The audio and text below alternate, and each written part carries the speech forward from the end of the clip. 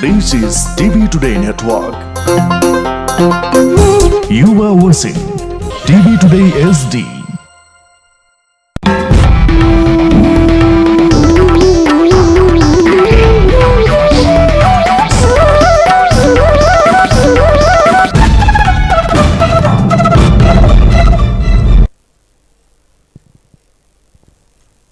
नमस्कार, यो हो टिभी टुडे नेटवर्क।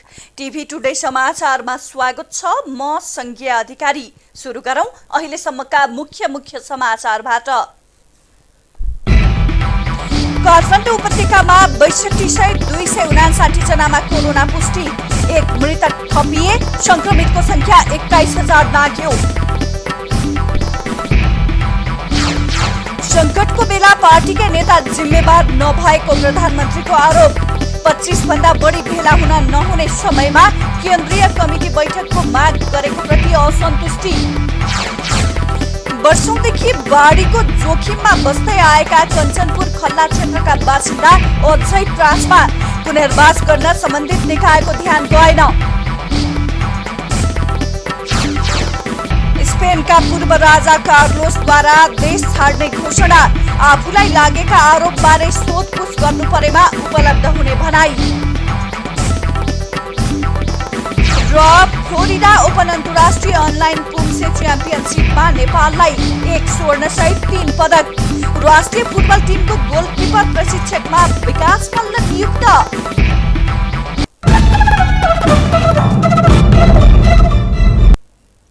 अब समाचार विस्तारमा। कोरोना भाइरसबाट पछिल्लो 24 घण्टामा थप 1 जनाको मृत्यु भएको छ। स्वास्थ्य तथा जनसङ्ख्या मन्त्रालयका अनुसार मोरङको विराटनगर महानगरपालिका 5 आदर्श टोलका 77 वर्षीय वृद्धाको कोरोनाका कारण मृत्यु भएको हो। यो सँगै नेपालमा कोरोनाबाट मृत्यु हुनेको संख्या 58 पुगेको छ। अहिले देशभरि जम्मा 5,925 जना संक्रमित उपचाररत रहेका छन्। मंगलबार नेपालमा थप 259 जना संक्रमित थपिएका छन्, जसमध्ये काठमाडौँ उपत्यकामा 62 जना कोरोना भाइरसको संक्रमण पुष्टि भएको छ। नेपालमा कोरोना संक्रमितको संख्या 21,009 पुगेको छ। जनस्वास्थ्यविदहरूले कोरोना महामारीलाई नियन्त्रण गर्नको लागि लकडाउन गर्ने सन्दर्भमा विस्तृत धारणा राखेका छन्। प्रधानमन्त्री केपी शर्मा ओलीले मंगलबार सरकारी निवास बालुवाटारमा गर्नुभएको परामर्शमा केही विज्ञले तत्काल 15 दिन कडा खालको लकडाउन गर्न प्रधानमन्त्रीलाई सुझाव दिएका छन् भने केहीले अवस्थालाई सामान्यीकरण गर्दै आवश्यकता हेरी ठाउँ विशेषमा लकडाउन गर्न सुझाएका छन्। कन्ट्रोल भएन भने जहाँ चाहिँ सङ्क्रमण फैलिन्छ त्यो ठाउँमा सिलबन्दी गर्ने, जुन फैलिएको ठाउँमा आवाजावटलाई नियमित गर्ने, सीमानाकाहरूलाई अझ थप चाहिँ कडाइ गर्ने र जुन आम जनतामा जुन किसिमको अहिले अलिकति केयरलेस भएको छ, जस्तो मान्छेहरूले सही तरिकाले मास्क लगाउँदैन, सामाजिक दूरी पालन गरेको छैन। केही विज्ञले भने कोरोना अहिले नै नियन्त्रणमा आउन सक्ने अवस्था नरहेको र 2-3 वर्ष पनि लम्बिन सक्ने भएकाले जनस्वास्थ्यको मापदण्ड अपनाएर अवस्थालाई सहजतातिर लैजानुपर्ने धारणा पनि राखेको उहाँले जानकारी दिनुभयो। प्रधानमन्त्री केपी शर्मा ओलीले संकटको बेलामा गैर जिम्मेवार ढंगले प्रस्तुत भएको भन्दै आफ्नै पार्टीका नेताहरूको कार्यशैलीप्रति असन्तुष्टि जनाउनु भएको छ। प्रधानमन्त्रीको सरकारी निवास बालुवाटारमा मंगलबार आयोजित विज्ञहरूसहितको सर्वपक्षीय भेलामा प्रधानमन्त्री ओलीले नेकपाकै नेताहरूले कोरोना भाइरस संक्रमणको जोखिमलाई गम्भीर ढंगले नलिएको गुनासो गर्नुभयो। संक्रमणको तीव्रतालाई रोक्नुपर्छ र घटाउँदै लगेर संक्रमण शून्य गराउनुपर्छ। संक्रमित व्यक्तिहरूलाई निको पारेर जानुपर्छ। यसरी कोभिड-19लाई अन्त्य हामीले गर्नुपर्छ।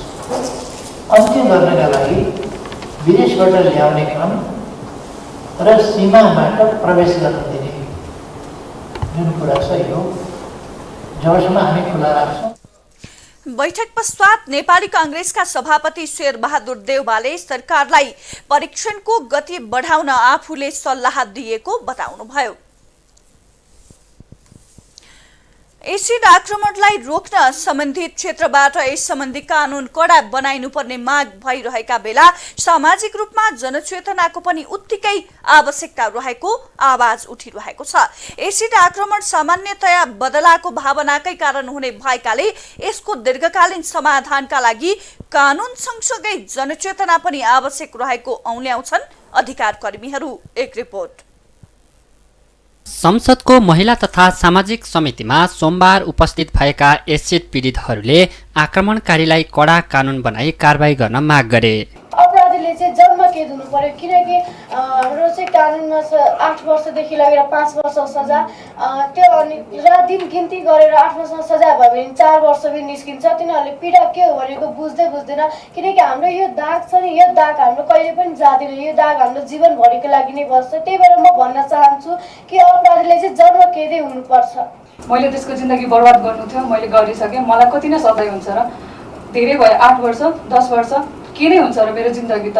म 8-10 वर्षमा बुढो त हुँदिनँ नि त, म केही गर्न त सक्दिनँ। सायद त्यो पछि पनि मेरो जिन्दगी छ, म केही गर्छु, त्यसको जिन्दगी त मैले डामाडोल गरेर मेरो इच्छा आकाङ्क्षा पुरा भयो, तर हुन्छ नि मेरो जिन्दगी त अझै बाँकी छ भन्ने सोचको कारणले गर्दाखेरि पनि त्यो अपराधीहरूको झन् मनोबल बढ्छ कि कानुन हाम्रो देशमा छैन। समितिले पनि कानुनलाई समय सापेक्ष परिमार्जन गरी आक्रमणकारीलाई कडाभन्दा कडा कारबाही गर्ने व्यवस्था मिलाउन सरकारलाई निर्देशन दियो। तर केही सरकारवाला भने एसिड आक्रमण प्राय महिलालाई लक्षित हुने भएकाले सामाजिक चेतनामा उत्तिकै जोड दिनुपर्ने बताउँछन्। होइन, जनचेतना आफ्नो ठाउँमा छँदैछ, जनचेतना पनि जगाउन एकदमै जरुरी छ र त्यो जनचेतना चाहिँ सबैतिर नै यसलाई चाहिँ यो कानुन बनाएर अनि त्यस पछाडि कानुनमा के छ भन्ने कुरा पनि हामीले अगाडि बढाउनु पर्ने हुन्छ। प्रहरीको तथ्याङ्क अनुसार एसिड आक्रमण सम्बन्धी लिखित जाहेरी दर्ता भएका 17वटा घटना मध्ये 8वटा बदलाको भावनाले घटेको देखिएको छ। प्रेम सम्बन्धमा खटपट आएका कारण 5 र अनुहार कुरूप बनाउने हिसाबले 2वटा एसिड आक्रमणका घटना घटेको प्रहरीले जनाएको छ। यो तथ्याङ्क मनोविद गोपाल ढकालको भनाइसँग पनि मेल खान्छ। जति पनि एसिड आक्रमण छन् नि, त्यो एसिड आक्रमण चाहिँ प्रेम सम्बन्धसँग जोडिएको छ होइन। एक नम्बरमा अहिले जति पनि हामीले नेपालमा एसिड आक्रमणका घटनाहरू, त्यसमा कहिले काहीँ प्रेम सम्बन्ध अनि प्रेम सम्बन्धमा प्रचारहरू आएको होइन, कति मन नमिलेको कारणले गर्दाखेरि चाहिँ एसिड आक्रमण भएको देखिन्छ। त्यसको अर्थ चाहिँ त्यो भन्दा मार्नै हाल्नु त्यो होइन र एसिड आक्रमण गरेर उसलाई कुरूप बनायो भने चाहिँ यसलाई चाहिँ अरूले कसैले बिहा गर्दैन होइन, यो मेरो पनि नभए अरू कसैको पनि हुँदैन भन्ने हिसाबले चाहिँ उसको चाहिँ सुन्दरता है, सुन्दरतालाई चाहिँ कुरूप बनाउनको हिसाबले चाहिँ त्यसरी एसिड आक्रमण गरेको छ। र त्यसमा चाहिँ अर्को हाम्रो नेपालको मनोविज्ञान के छ भन्दाखेरि हामी सुन्दरतालाई प्राथमिकतामा दिन्छौँ कि पहिलो कारण चाहिँ हामी सुन्दरतामा प्राथमिकता दिन्छौँ। केटीलाई बिहा गर्नु पर्यो भने पनि सुन्दरता नै गरी हेर्छौँ, उसको क्षमता भन्दा पनि होइन। अनि अब एसिड आक्रमण गरेपछि कुरूप बनाइसकेपछि त उसलाई चाहिँ के हुन्छ भन्दाखेरि यसलाई त कसैले बिहा गर्दैन भनेर त्यो प्रेमको बदलालाई जोडेर चाहिँ गरिएको एसिड आक्रमण भएको चाहिँ हामी पाउँछौँ। प्रचलित कानुन अनुसार अनुहार कुरूप बनाउने गरी एसिड आक्रमण गर्नेलाई 5 देखि 8 वर्षसम्मको जन्म कैद र 1 लाखदेखि 5 लाख रुपियाँसम्म जरिवानाको सजाय छ। यो सँगै महिलालाई हेर्ने दृष्टिकोणमा परिवर्तन ल्याई महिलामाथि हुने हिंसा हुन नदिन सबै सजग हुन सके एसिड आक्रमण रोक्न सकिने दुई मत छैन। टिभी टुडे एचडी का लागि बटुक राजगिरी, काठमाडौँ। अब बाँकी समाचार। वर्षेनी बाढीको जोखिम मोल्दै आएका कञ्चनपुरको भीमदत्त नगरपालिका स्थित खल्ला क्षेत्रका बासिन्दा यो वर्ष पनि बाढीले बसोबास नै उठाउने हो कि भन्ने त्रासमै छन्। उनीहरूको न कतै पुनर्स्थापना हुन सकेको छ न त उनीहरूलाई राहत नै मिलेको छ। एक रिपोर्ट। विक्रम सम्वत 2070 सालमा महाकाली नदीको सतह बढेपछि कञ्चनपुरको भीमदत्त 9 खल्ला मच्छेटीका दर्जन बढी घर डुबानमा परे भने दर्जनौं बढी नदीको बेहेलमा विलिन भए। त्यसपछि विद्यालय र मन्दिरको जग्गामा जेनतेन गरी बनाइएका टहरा कहिले सम्बन्धित समितिले भत्काइदिन्छन् भने कहिले बाढीले। 2070 सालमा हामी बाढी पीडित भएको 9 परिवार यो खल्लाको मुस्याटी कति 6-7 परिवार मुस्याटीको पीडित भएको छ। कोही परिवार स्कुलको जमिनमा, कोही परिवार मन्दिरको जमिनमा आश्रय जानकारी लिएर बसेको छु। अहिले सरकार फेरेर पनि अहिले कसै सरकारले पनि यो बाढी पीडितको जानकारी गरेकै छैन। स्कुलको जग्गा भन्छन्, सकालो खाएको हिरण छ, बासा खाएको दुवारो छ। टनपुर खुल्यो भने पत्ता बेचिमन त खाँदो छ, हिरण बनाउँदो छ, त्यो बन्द भयो। त्यसमा अहिले केही पनि छैन सरी। बाढी प्रभावित क्षेत्रमध्ये खल्ला र मछेटी गाउँ नेपाल भारत सीमावर्ती महाकाली नदीको किनारमै पर्छन्। कटान हुने छेउमा भारतले वर्षै पछि पक्की बाँध लगायतका संरचना बढाउँदै जान्छ, जसले गर्दा नेपाली भूमि डुबानमा पर्ने गरेको पीडित बताउँछन्। अब कति साल भयो, 70 साल भयो, कति भयो, उत्थवाटीका बगान भएको माथि स्कुल घर हाली बसेका छौँ। केही न कसै छ हजुर देखाइ छ अरे त। अब केही पाइहाल्यो पायो, काहीँ जाली मिलाएन, काहीँ केही मिलाएन। हजुर बगायो, राति 10 बजे बगायो। हजुर ताउना भागा रात छोराछोरी कानाउँदा हाल्यौँ। कहाँ गयौँ, हजुर कहाँ गयौँ। अचेलमा पनि व्यवस्था केही भएको छैन। स्थानीय तह र सरकारवाला निकायमा बाढी पीडितको व्यवस्थापनका लागि पटक पटक माग गरे तापनि कार्यान्वयन भने हुन सकेको छैन। महाकाली अझै बढ्ने अवस्था छ र अहिले हामी आएपछि नेपाल रेड क्रस सोसाइटी र भीमदत्त नगरपालिकाको साझेदारीमा हामीले त्यहाँ जाली भर्ने कामहरू गर्यो। तटबन्ध त्यो गर्नाले अहिले केही राहत भएको छ र अझै पनि त्यो ठुलो समस्या छ। महाकालीको बहाव नेपालतर्फ हुने गरी भारतले संरचना बनाउँदा र बर्खयाममा एकतर्फी रूपमा जानकारी नै नदिई बाँध खोलिदिँदा वर्षेनी ठुलो क्षति हुने गरेकाले यसतर्फ सरकारवालाको ध्यान जान जरुरी छ। कञ्चनपुरबाट चन्द्रकान्त जोशीको रिपोर्ट। बैतडीको शिवनाथ गाउँपालिकाले गत आर्थिक वर्षमा निर्माण सम्पन्न नभएका विकास निर्माणका योजनालाई चालु आर्थिक वर्षमा निरन्तरता दिने भएको छ। असार मसान्तमा निर्माण गरिने योजनाले गुणस्तर नदिने भएकाले अधुरा विकास निर्माणका योजनालाई निरन्तरता दिन लागि हो। गाउँपालिका क्षेत्रमा थुप्रै धार्मिक तथा पर्यटकीय क्षेत्रहरू रहेकाले गुरु योजना सहित अगाडि बढिरहेको गाउँपालिकाले जनाएको छ। योजना शिवनाथ मन्दिरको पर्यटकीय गुरुयोजना हामी निर्माण गरेका थियौँ। त्यो पर्यटकीय गुरुयोजनामा तमाम खालका योजनाहरू हामीले प्लानिङ बनाएको छौँ। खास गरेर यसको 4वटा ठाउँबाट प्रवेश गर्ने 4वटा द्वार बनाउने, अनि सिडी बनाउने, पदमार्ग बनाउने, त्यसपछि यो तमाम ठाउँमा चाहिने धर्मशाला निर्माण गर्ने। त्यसै गरी गाउँपालिकाले गत आर्थिक वर्षमा ओडा र गाउँपालिकाबाट 287 विकास निर्माणका योजना सञ्चालन गरेको थियो। भारतीय दूतावासको सहयोगमा झापामा निर्माणाधीन 2वटा विद्यालयको भवन वर्षौंदेखि अलपत्र परेको छ। नियमनकारी निकायको समन्वयको अभाव र निर्माण व्यवसायको चरम लापरवाहीका कारण निर्माण कार्य विगत 7 वर्षदेखि अलपत्र परेको हो। एक रिपोर्ट।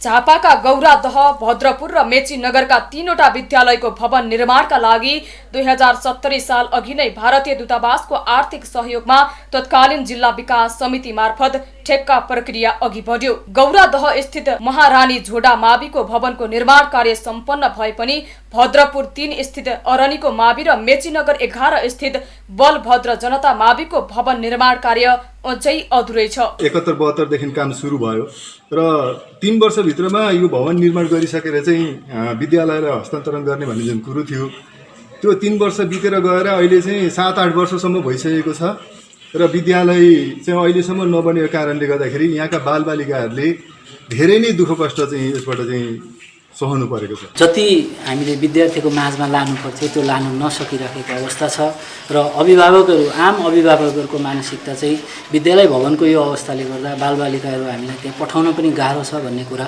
महसुस गर्नुभयो। भारतीय दूतावासले पक्की विद्यालय भवन बनाइदिने भएपछि अभिभावक र विद्यार्थीमा एकाएक खुसी छाएको थियो। तर विद्यालयको भौतिक संरचना राम्रो नहुँदा विद्यार्थीको संख्या समेत वर्षेनी घट्दै गएको छ।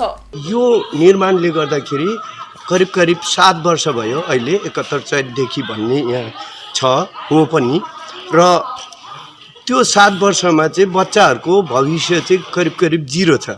यहाँबाट एसएलसी 0 निक्लिँदैछ। यहाँको पठन पाठन शून्य भइसकेको छ। निर्माण पक्ष गतिलो नभएपछि यहाँ हरेक चिजले चाहिँ असर पारे शिक्षामा, पठन पाठ। 2 करोड 64 लाख रुपैयाँमा 2069 सालमै ठेक्का सम्झौता भएको बलभद्र जनताको भवन समेत 3 पटकसम्म म्याद थप हुँदा पनि सम्पन्न भएको छैन। यहाँका गरिब दुखीका जनताहरूले राम्रोसँग बालबच्चाहरूले राम्रोसँगले अध्ययन गर्न पाउने भए भन्ने किसिमको एउटा उल्लास पनि थियो र त्यो समयमा हामीले भएका पुराना भवनहरूलाई यही परिसरभित्रका भवनहरूलाई हटायौँ र त्यस पश्चात त्यो बनेको भवन हालसम्म नहुँदाखेरि अहिले हामीले विशेष गरेर घामको समयमा पानीको समयमा पनि बडा कष्टसँगले अध्ययन गर्नु परेको। खास गरी तत्कालीन जिल्ला विकास समितिले ठेक्का लगाएको तर जिल्ला विकास समिति भङ्ग भएर जिल्ला समन्वय समिति बनेपछि निर्माणको रकम भुक्तानी दिने विषयमा अन्य हुँदा भवन निर्माण अलपत्र परेको देखिन्छ, जसका कारण स्वामित्व लिनै लामो समय लागेको र अब भने निर्माण कार्य सम्पन्न गराउने प्रक्रियामा आफूहरू लागेको जिल्ला समन्वय समितिले जनाएको छ। अहिले पनि मन्त्रालयमा हामीले पछिल्लो कालमा यो भवन निर्माणका लागि मन्त्रालय म्याथपका लागि प्रक्रिया अगाडि बढाएका छौँ। पछिल्लो कालमा मन्त्रालयले म्याथप गर्न सक्दिन भनेर निर्णय गरेको छ, त्यसलाई पुनर्विचार गरिदिन भनेर हामीले फेरि पठाएका छौँ। नियमनकारी निकायको समन्वय अभाव र निर्माण व्यवसायको लापरवाहीको प्रत्यक्ष असर शैक्षिक क्षेत्रमा पर्न गएकोमा सम्बन्धित निकायको ध्यान जान आवश्यक छ। झापाबाट नारायण अर्यालको रिपोर्ट। दैलेखको दुल्लु नगरपालिका 8मा गत आर्थिक वर्ष 2075-76मा निर्माण गरिएको पोखरी स्याउला र झारपातले भरिएको छ। वडा कार्यालयले उपभोक्ता समिति मार्फत करिब 5 लाख रकममा निर्माण गरिएको पोखरी अहिलेसम्म पनि उपयोगमा आउन नसक्नु दुःखद भएको जनप्रतिनिधिको भनाइ छ। उपभोक्ताहरू त्यहाँका ती मानिसहरूको तिनीहरूको के विचार हो, के उद्देश्य हो, राज्यको पैसा मात्र लथालिङ पार्ने हो कि अब त्यो राज्यले दिएको पोखरीबाट त्यसलाई केही प्रयोगमा लिएर केही आफ्नो जीविकामा आय आर्जनमा केही गर्ने हो। यसमा अब अहिले हामीले अब त्यहाँ अब पोखरी सम्पन्न भइसकेपछि पुनः फेरि त्यहाँ गएर हेर्ने काम भएको छैन। पोखरीमा कहाँको पानी सङ्कलन गरिने र पोखरीले कुन क्षेत्रको सिँचाइको सुविधा दिने भन्ने बारे जानकारी समेत नभएको स्थानीय बताउँदछन्।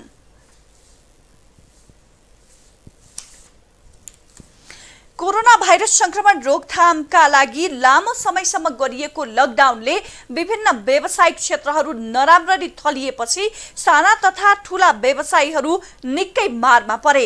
यसरी थलिएका क्षेत्रहरूको पुनः उत्थानमा सहयोग गर्न व्यवसायीहरूलाई केही स्थानीय सरकारले वार्षिक करमा छुट दिने निर्णय गरेका छन्। एक रिपोर्ट। कैलालीको गोदावरी नगरपालिकाले नगर क्षेत्रका व्यापारीहरूलाई वार्षिक करमा छुट दिने निर्णय गरेको छ। अत्तरीय उद्योग वाणिज्य संघको पहलमा नगरपालिकाले नगर क्षेत्रका होटल र लघु तथा घरेलु उद्यमीहरूलाई वार्षिक करमा 30% र अन्य व्यवसायहरूलाई 15% छुट दिने निर्णय गरेपछि व्यवसायीहरू हर्षित बनेका छन्। कृष्णपुर नगरपालिका र यो गौरीगङ्गा नगरपालिका पनि हामीहरूले बुझ्यौँ। अब 7 नम्बर प्रदेशैभरिमा पनि अरू नगरपालिका भन्दा गोदावरी नगरपालिकाले हाम्रो उपमेयर रत्नकडाई ज्यूले उहाँले गर्नुभएको छ। गोदावरी होटल व्यवसाय सङ्घलाई अरू व्यवसाय अरू भन्दा हामीहरूलाई 30% छुट, अरूलाई 15% छुट भन्नुभएको छ। यसमा अब मेरो व्यक्तिगत तर्फबाट र गोदावरी होटल व्यवसाय सङ्घको तर्फबाट आभार व्यक्त गर्न टक्राउन चाहन्छु। कोरोनाको त्रासमा विगत 4 महिना व्यापार व्यवसाय चौपट भएको अवस्थामा व्यापारीहरूको समस्या बुझेर नगरपालिकाले करमा छुट दिने गरेको निर्णय स्वागत योग्य भएको अत्तरीय उद्योग वाणिज्य संघले जनाएको छ। त्यो पनि अब नगरपालिकाले 7% चाहिँ अब छुट गर्न नसके पनि कार्यपालिकाको निर्णयले जुन होटल व्यवसायहरू चाहिँ अब एकदम झन् अरू व्यवसायहरू भन्दा चाहिँ प्रत्यक्ष मारमा चाहिँ बढी मारमा परेको हुँदा होटल तथा साना तथा लघु उद्यम व्यापारीहरूलाई 30% छुट गरेको छ र अन्य व्यापारीहरूलाई 15% छुट दिने निर्णय गरेको छ। यसका लागि चाहिँ हामी गोदावरी नगरपालिकालाई चाहिँ विशेष धन्यवाद दिन चाहन्छौँ। नगरपालिकाले आर्थिक वर्ष 2076-77 को कर ढिला गरी बुझाउँदा लाग्ने विलम्ब शुल्क पनि नलिने निर्णय गरेको छ। महामारी नियन्त्रणका लागि लामो समय लकडाउन गर्दा व्यावसायिक क्षेत्र बन्द भई ठूलो क्षति भएको भन्दै व्यवसायीहरूलाई केही मात्रामा राहत पुगोस् भन्ने हेतुले वार्षिक करमा छुटको व्यवस्था गरिएको नगरपालिकाले जनाएको छ। कोरोनाबाट उहाँहरू एकदम यो व्यवहार व्यवसाय बन्द गरेर बस्नु परेको अवस्थालाई मध्यनजर गर्दै नगरपालिकामा चाहिँ राजस्व परामर्श समिति मार्फत कार्यपालिका हुँदै नगरसभाको आर्थिक ऐनमा हामीले घरेलु तथा होटल व्यवसायीहरूका लागि चाहिँ 20% वार्षिक रूपमा छुट गर्ने, त्यस्तै गरेर अन्य व्यापारीहरूको हकमा चाहिँ 15% छुट गरेर उहाँहरूलाई वार्षिक रूपमा चाहिँ अलिकति सहज वातावरण बनाइदिने हेतुले चाहिँ हामीले यो काम अगाडि बढाएका हौँ। यसमा आर्थिक वर्ष 76-77 को राजस्व बुझाउन आउँदाखेरि नगरपालिकामा विलम्ब शुल्क चाहिँ यो वर्ष नलिने भन्ने कुरा पनि हामीले निर्णय गरेका छौँ। यसले गर्दा मलाई लाग्दछ हाम्रो निजी क्षेत्रका जति पनि व्यापारी व्यवसायी साथीहरू हुनुहुन्छ, आम नगरवासीहरूलाई चाहिँ यसले सहयोग पुगेको होला भन्ने लाग्यो। कोरोना महामारीको संकटमा नगरपालिकाबाट वार्षिक करमा गरिएको छुट व्यवसायीहरूका लागि राहत मात्रै नभएर अन्य स्थानीय तहका लागि पनि उदाहरणीय काम बनेको छ। कैलालीबाट अनिल पन्तको रिपोर्ट। अब आर्थिक समाचार।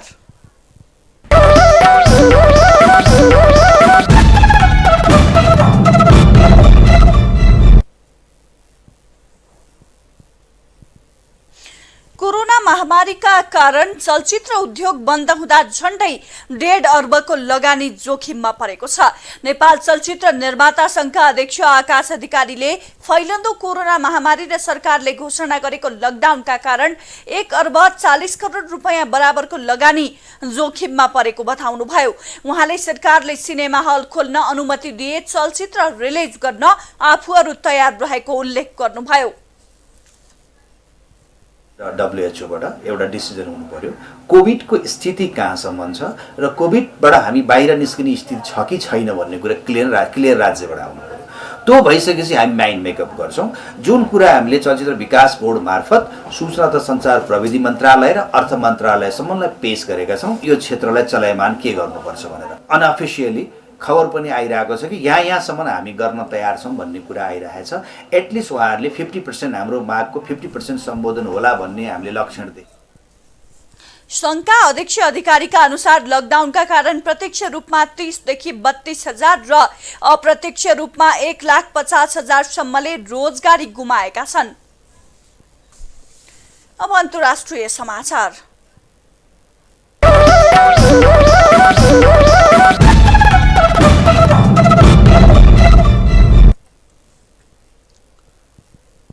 करिब 40 वर्ष राज गरेका स्पेनका पूर्व राजा खुआन कार्लोसले देश छाड्ने भएका छन्। उनीमाथि भ्रष्टाचार मुद्दामा अनुसन्धान भइरहेको बेला देश छाड्न लागेको समाचार सार्वजनिक भएको हो। स्पेनलाई अधिनायकवादबाट प्रजातन्त्रसम्म कुशलतापूर्वक डोर्याएका 82 वर्षीय कार्लोसले देश छाड्न लागेको जानकारी स्पेनकै राजदरबारले दिएको बीबीसीले जनाएको छ। उनले कहिले देश छाड्छन् र कहाँ गएर बस्छन् भन्ने चाहिँ खुलाइएको छैन। पूर्व राजा कार्लोसले आफूलाई लागेको आरोपबारे केही सोधपुछ गर्नु परेमा आफू उपलब्ध हुने पनि बताएको समाचारमा उल्लेख छ। साउदी अरेबियामा एउटा हाई स्पिड रेलको ठेक्कामा कार्लोसको संलग्नताबारे अनुसन्धान भइरहेको छ। स्पेनमा करिब 40 वर्ष राज गरेका कार्लोसले सन् 2014 मा गद्दी त्यागेका थिए। अब खेल समाचार।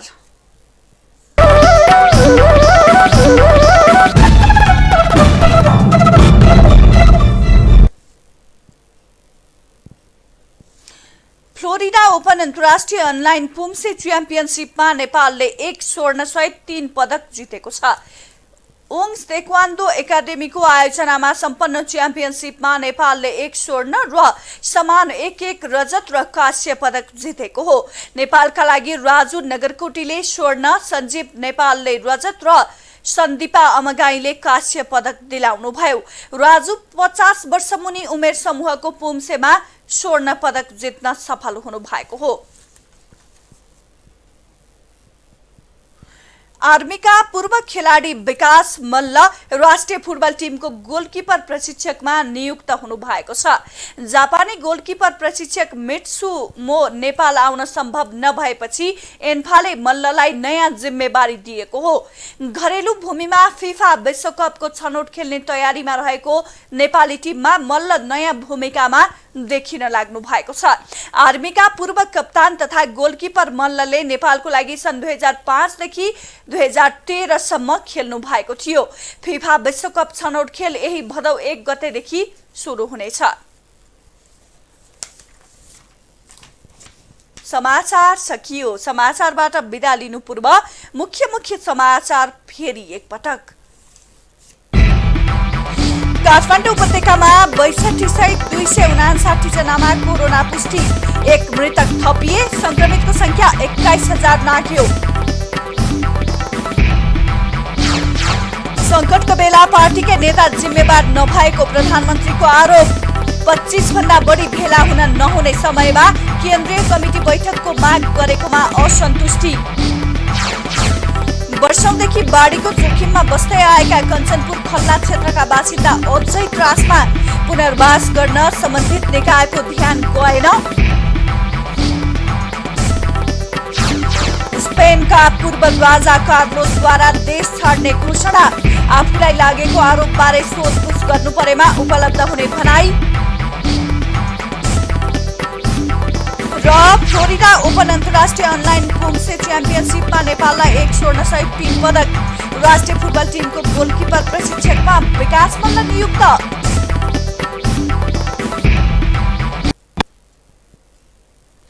हामीलाई TV today Nepal apps download गरी विश्वभरि प्रत्यक्ष हेर्न सक्नुहुनेछ। साथै www.tvtodaynepal.com मा गई हेर्न र पढ्न सक्नुहुनेछ भने फेसबुक, युट्युब र ट्विटरमा समेत फलो गर्न सक्नुहुनेछ। विकास निर्माण र जनसरोकारको विषयमा हाम्रो आवाज जारी छ। अहिलेलाई सम्पूर्ण समाचार युनिटका साथ म संघीय अधिकारी पनि बिदा चाहन्छु। टिभी टुडे HD हेर्दै गर्नुहोला। नमस्कार।